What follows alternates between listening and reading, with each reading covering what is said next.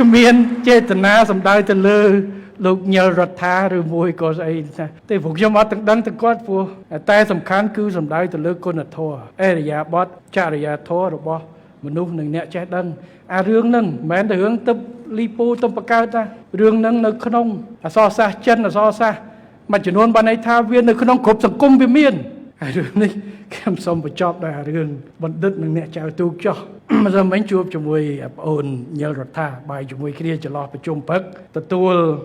កូរ៉េហើយល្ងាចប្រជុំមួយទៀតថ្ងៃជួបគ្នាបន្តិចខ្ញុំជួបគាត់រឿងនេះទេព្រោះមុនខ្ញុំចេញទៅចិនពួកខ្ញុំកំពុងធ្វើកំណែតម្រង់កិច្ចការចំនួនដើម្បីជួយ SME ហើយខ្ញុំឃើញគាត់វិភាគសិក្សារឿង FME ហើយ FDI ការតាក់ទាញវិនិយោគក៏គ្រោងមកពីចិននឹងជួបតែវិច័យដន់ហើយថ្ងៃសៅរ៍នឹងខ្ញុំក៏មិនដឹងខ្ញុំចូលចិត្តអានអត្ថបទរបស់មេតបលីពូគាត់សរសេរសាបងាយយល់ខ្ញុំទៅយល់អាពាក្យសាបថ្ងៃនោះគាត់យកអារឿងអ្នកនេសាទនិងបណ្ឌិតដែលនៅក្នុងអក្សរសាស្ត្រចិនក៏មាននៅក្នុងអក្សរសាស្ត្រមួយចំនួនសូម្បីតែគ្រួសារខ្ញុំទៅវិបស្សនាហ្នឹងក៏គេមានពង្រៀនហ្នឹងដែលគោលដៅឲ្យខ្ញុំក៏មិនដឹងដែរនិយាយត្រង់ពេលដែលគាត់សរសេរហ្នឹងអាចុងក្រោយកតុយហ្នឹងមានដាក់ឲ្យបណ្ឌិតណាកាន់មីក្រូខ្ញុំមិនដឹងថាគាត់និយាយបណ្ឌិតណាខ្ញុំកែងគាត់និយាយបណ្ឌិតជើង10នៅក្រៅប្រទេសដែលតែងតែជេរស្អីណាធ្លាប់លេងកឲ្យតែហ៊ានយល់ប្រយុទ្ធសាស្ត្រយោធាជើងមេតបប្រយុទ្ធប៉ុន្តែអ្វីដែលខ្ញុំនិយាយមិនសំដៅទៅលើអ្នកណាទេហើយខ្ញុំក៏មិនដឹងថាអ្នកណាអ្វីដែលខ្ញុំចង់ដឹងគឺទស្សនៈនៃរឿងនេះគឺគេអប់រំអំពីអរិយាបថភាពរៀបសាររបស់អ្នកចេះដឹងគ្មានអ្នកចេះដឹងណាដែលអាចទៅវាយតម្លៃអ្នកផ្សេងបានទេខ្លួនរៀនបណ្ឌិតតែมันអាចវាយតម្លៃថាគេអន់ជាងដោយសារគេមិនអាចគេគ្រាន់តែអ្នកចៅទូកទេយើងវិភាគគ្នាយើង5នាក់ជិះទៅថៃមានពីណាលោតចោលទូកឲ្យអ្នកឯងហែទឹកវាយ៉ាប់តែអ្នកឯងបែរមកអស់អីនិយាយទៅសួរដេញដោលវាយបហាគេនោះអាគេអត់ទាំងដឹងអីផងក្តៅឆេវលោតទឹកបាត់គុណធម៌សីលធម៌នៃអ្នកចេះដឹងនៅបញ្ញវន្តអានឹងដែលជាគោលគំនិតដែលខ្ញុំចង់ហើយខ្ញុំថាប្រហែលជាគាត់និយាយអំពីអ្នកដឹងគ្រប់រឿងបូកជាមួយអ្នកមើលគេគ្រប់មើលងាយ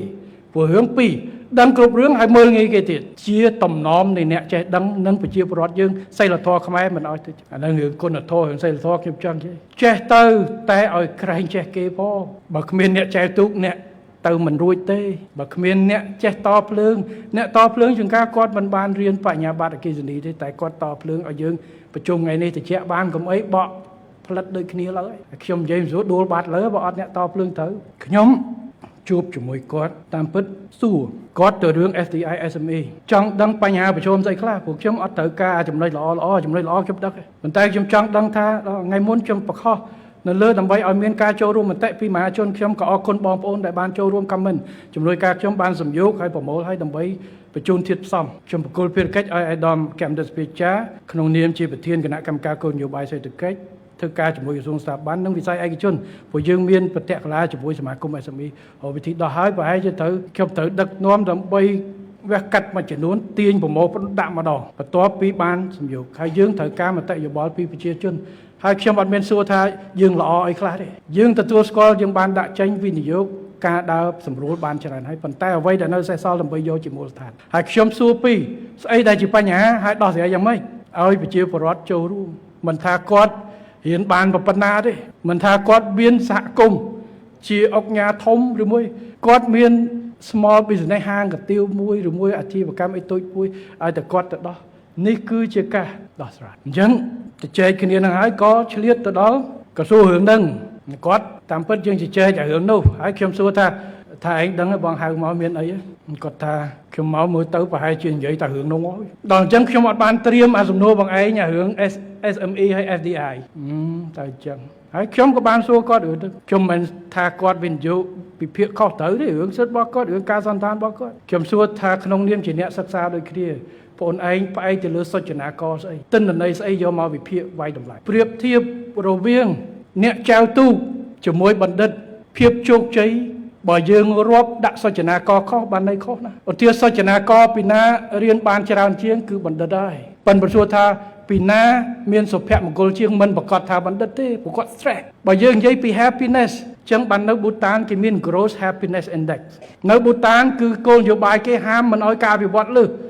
មិនឲ្យទេសចរចូលលើសពីប្រមាណកុំនាំរឿង តើឲ្យគេបែកបាក់សង្គមសុខចិត្តអភិវឌ្ឍតិចចុះតែឲ្យនៅសហគមន៍នៅស្រឡាញ់គ្នាខ្ញុំសួរគាត់ថាគាត់ផ្អែកការវិភាគរបស់គាត់ទៅលើសុចនាករ HDI Human Development Index របស់ធនាគារពិភពលោកអីចឹងគឺគេយកប្រមាណចំណុចទៅយកមកបូកចូលគ្នាទៅឲ្យបន្ទុកបាទខ្ញុំថាឯងបូកសរុបហ្នឹងគឺរឿងការបូកសរុបវាមានច្រើនជ្រុងយើងអ្នកសិក្សាដូចគ្នាយកសុចនាករអីជ្រុងណាវាបានលទ្ធផលទៅតែពេលខ្លះការបញ្យល់បកស្រាយគាត់វាយអួរពេកអញ្ចឹងស្ដាប់ទៅខ្ញុំថាយើងបញ្យល់អញ្ចឹងក៏បានសួរដេញដោលគ្នារឿងសិក្សាទេបាទរឿងនេះត្រូវបានគេយកទៅខ្ញុំឃើញហើយខ្ញុំថាគូបញ្ចប់ទៅអីតាម Facebook ការបញ្ចេញមតិខ្ញុំក៏ទទួលរដ្ឋាក៏ទទួលថាអត់មានអីទេខ្ញុំថាណៃមានអារម្មណ៍យ៉ាងម៉េចគាត់ថាអត់មានគាត់សប្បាយចិត្តវិញទេដែលគេយកប្រធានបទនេះទៅជជែកបែកចេះហើយខ្ញុំក៏បានឃើញទស្សនៈទាំងសងខាងកុំខ្ញុំយកទៅខ្ញុំនិយាយរឿងអាជីទូកទេខ្ញុំមិនដឹងតែរឿងហ្នឹងរឿងបរដ្ឋាបងប្អូនខ្លះថានេះជាការបិទសិទ្ធិសេរីភាព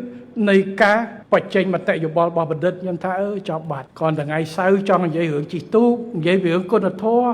ស្អីឯងទៅរឿងភ្ជាប់ជាមួយអីណាផ្សេងអត់ទេកុំយកដាក់ខ្លួនខ្លាំងពេក stress បាទពេលខ្លះតើទៅរៀនសប្បាយនឹងជីវិតកុំ stress ខ្លាំងពេកខ្ញុំធ្លាប់ហើយបាទstress ក៏តែប៉ុណ្្នឹងបញ្ហាវានៅតែប៉ុណ្្នឹងអញ្ចឹងបានមិត្តភ័ក្ដិខ្ញុំការរៀនអ្នកដែលបាន A+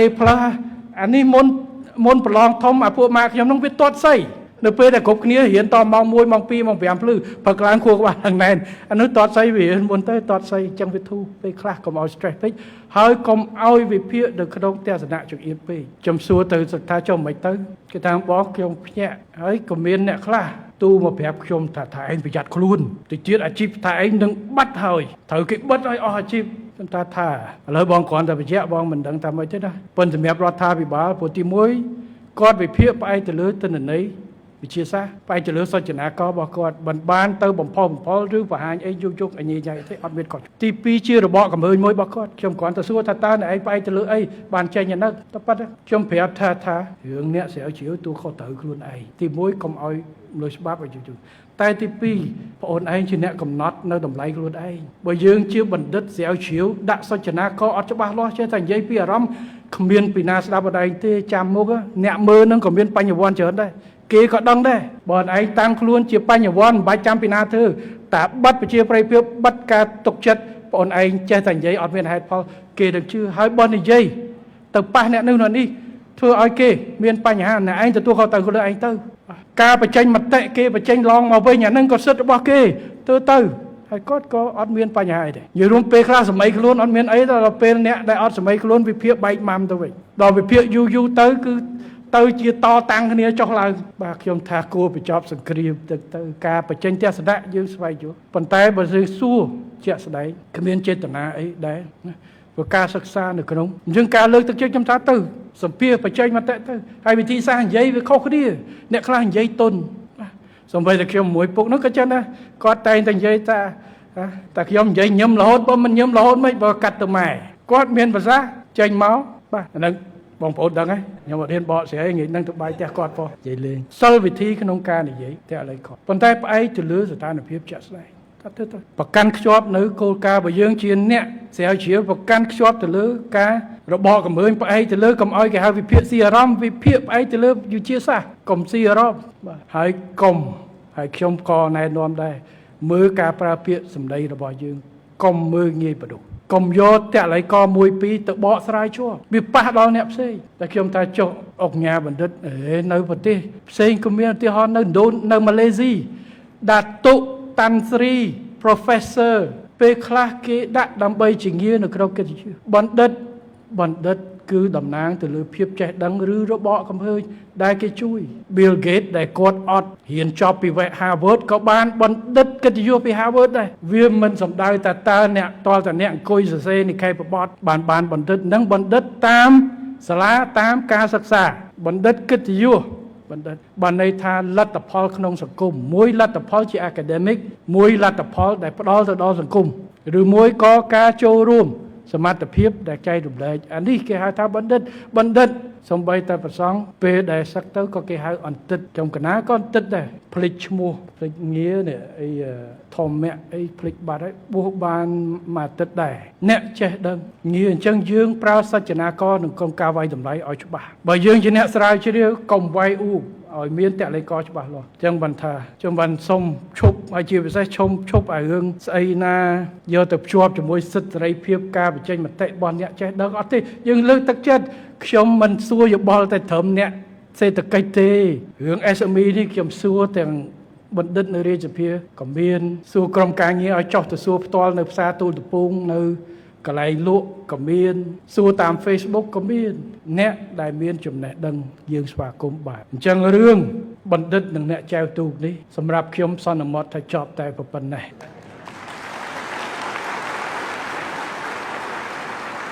តែថាគ្មានចេតនាសម្ដៅទៅលើលោកញិលរដ្ឋាឬមួយក៏ស្អីថាតែពួកខ្ញុំអត់ទាំងដឹងទៅគាត់ព្រោះតែសំខាន់គឺសម្ដៅទៅលើគុណធម៌អរិយាបថចរិយាធម៌របស់មនុស្សនិងអ្នកចេះដឹងអារឿងហ្នឹងមិនមែនតែរឿងទឹកលីពូទៅបង្កើតណារឿងហ្នឹងនៅក្នុងអក្សរសាស្ត្រចិនអក្សរសាស្ត្រមួយចំនួនបានន័យថាវានៅក្នុងគ្រប់សង្គមវាមានសង្គមមនុស្សវាមានអញ្ចឹងបានគេអប់រំមនុស្សឲ្យមានភាពរៀបសារ humble ពាក្យខ្មែរថាងើយស្កកអោនដាក់គ្រាប់អត់ចេះអស់ទេរៀនតទៀតដើម្បីជោគជ័យហើយពាក្យជោគជ័យហ្នឹងកុំខ្ញុំអ្នកខ្លះឲ្យទៅលឺជោគជ័យហ្នឹងចេះតែសើចកុំព្រោះកាលមុនវាជាប់ជាមួយរឿងគូជោគជ័យរឿងអីជាងាស្ថានភាពរឿងកន្លែងនេះមិនមែនតែនៅក្នុងស្រុកខ្មែរទេគូជោគជ័យភាគច្រើនក៏បង្រៀនពី soft skill ហើយនៅស្រុកណាក៏ដោយអាហ្នឹងត្រូវប៉ាន់ណា soft skill ហ្នឹងសិតតែ CEO ទៅរៀនបាទ CEO ព្រោះរៀនដើម្បីចេះជំរុញលើកទឹកចិត្តខ្លួនឯងហើយចេះមកលើកទឹកចិត្តតែផ្សេងព្រោះជំរុញអាចំណេះដឹងក្នុងខ្លួនមានប៉ុន្តែពេលខ្លះតទៅរកកលឹះក្នុងការរុញទាំងខ្លួនឯងទៅបាទរវាងអ្នកធ្វើការទៅម៉ោង4ត្អូញទៅហត់ជាមួយអ្នកធ្វើការទៅម៉ោង2 10យប់ហើយមិនហត់ខុសគ្នាតទៅរវាងដាក់ទៅយកឧបសគ្គដាក់មុខចាញ់គេ48ម៉ោងបាត់នៅពេលដែលអ្នកផ្សេងទៀតគេឆ្នៃអានតិចហ្នឹងគឺជាកលឹះនៃជោគជ័យអរិយាបថបាទអរិយាបថនៃភាពជោគជ័យបាទអញ្ចឹងសូមបញ្ចប់ហើយរឿងបណ្ឌិតអ្នកចែវទូកក៏ចប់បូកជាមួយនឹងការចូលរួមអបអរសាទរថ្ងៃនេះបាទដោយចង់ស៊ីម៉ោងដែរចង់បែកញើស